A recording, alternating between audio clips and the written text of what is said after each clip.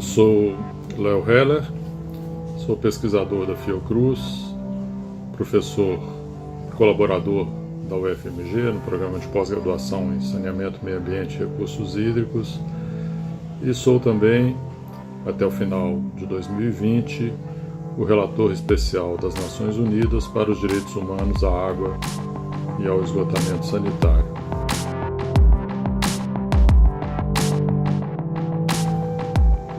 É interessante que a gente explore esse conceito dos direitos humanos.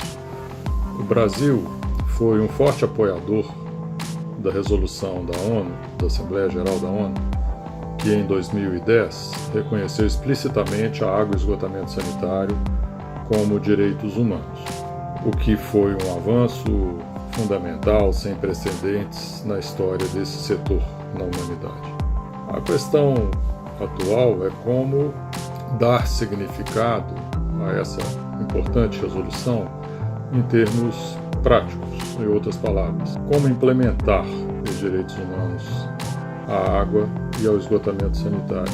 O reconhecimento desses serviços como direitos, em primeiro lugar, coloca as pessoas como portadores de direito. Isso é fundamental, né?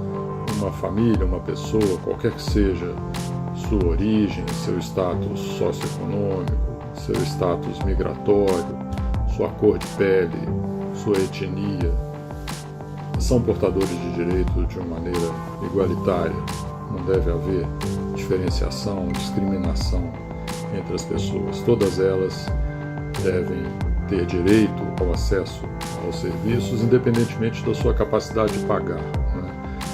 Isso coloca os prestadores de serviço com a obrigação de ter outra visão sobre essa prestação. A prestação de serviços deixa de ser uma mera negociação, uma mera transação comercial, econômica, né? Eu vendo os serviços, que podem pagar têm acesso a eles, e passa a ser uma obrigação em termos de direitos, né? Não cumprir a sua obrigação, os estados, né, e os prestadores de serviços que são delegados pelos estados, passa a ser considerado uma violação dos direitos humanos. Isso tem, em segundo lugar, várias implicações, né? Uma das implicações é exercer o princípio da igualdade e da não discriminação, que impõe aos estados dar prioridade àquelas populações que são tradicionalmente mais marginalizadas, aquelas populações que vivem em condições mais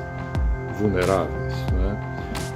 Isso não é pouco, isso implica numa mudança de lógica dos prestadores de serviços que habitualmente colocam serviços nas zonas urbanas para aquelas populações com capacidade de pagamento e, em outro momento, se for possível, né, se houver pressões da sociedade para isso, expandem esses serviços para as zonas rurais, para aquelas populações que vivem na periferia das cidades, para as populações que vivem em situação de rua, etc, etc, né?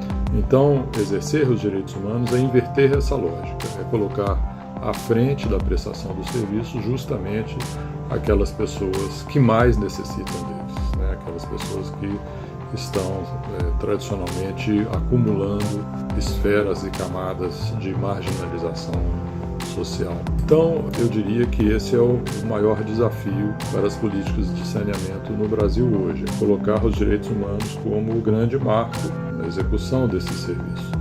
Infelizmente, temos visto no país movimentos que não convergem com esses princípios, né? Eu destacaria dois desses movimentos.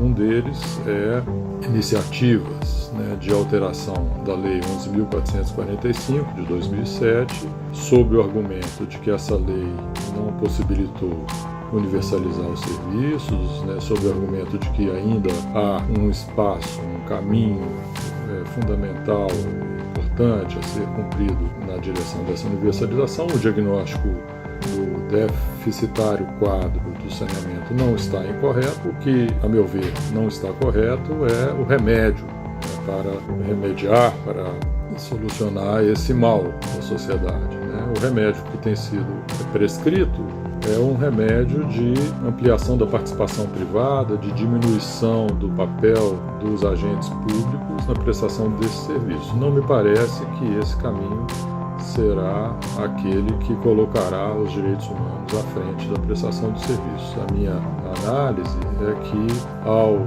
modificar a lei e colocar o setor privado como o agente prioritário, o agente central na prestação de serviços, ao contrário, nós vamos perpetuar as desigualdades que o setor de saneamento ainda acumula. Só para ficar em um exemplo, há um reconhecimento de que o grande déficit hoje do saneamento, um dos maiores déficits, é atender a população rural. Portanto, foi formulado o Programa Nacional de Saneamento Rural. A pergunta é: o setor privado terá interesse em atuar nas áreas rurais? Se nós verificarmos a experiência de outros países, a resposta é muito provavelmente não. O segundo movimento foi o da revisão do Plano Nacional de Saneamento Básico. Essa revisão entrou em consulta pública, muitas emendas foram propostas para essa revisão e o governo teve uma posição de muita resistência a alterar partes substanciais dessa nova versão do PlanSAB. E, dentre as relutâncias do governo, se localizam duas importantes, dentre várias. Uma delas é justamente colocar o novo PlanSAB permeado pelos conceitos dos direitos humanos, e a outra delas é sintonizar mais claramente o PlanSAB com os chamados ODS, os Objetivos de Desenvolvimento Sustentável, que é a Agenda 2030, a qual o Brasil é um signatário e tem compromissos internacionais em relação a ela. Não alinhar o PlanSAB a essas agendas internacionais, a gente perde a oportunidade importante de tornar a política de saneamento mais sintonizada com as necessidades das populações mais carentes desse país. Esses são alguns caminhos, a meu ver, equivocados que a política atual de saneamento trilha, em oposição a um caminho que seria mais adequado a esse momento, que é apoiar o serviço público, ajudar os prestadores públicos a se aperfeiçoarem, melhorar a escala de prestação de serviços, a pulverização da prestação de serviços em pequenos sistemas precisa ser resolvido, mas essa solução, a meu ver, através da prestação privada dos serviços, não é o caminho que garantirá o acesso de todos, independente do seu nível socioeconômico, de se onde se vive na cidade ou no campo, de se é indígena ou não é indígena, ao acesso a esses serviços. O Brasil tem muito ainda a caminhar e é necessário um esforço de investimentos públicos e de comprometimento das políticas nacionais, estaduais e municipais com uma visão avançada e socialmente fundada dos serviços de saneamento. Então, gente, essa foi a fala do Léo Heller. Se vocês estão se perguntando por que o Brasil é tão atrasado no saneamento, confere o texto no blog e aproveita para curtir também as páginas do Facebook e Instagram.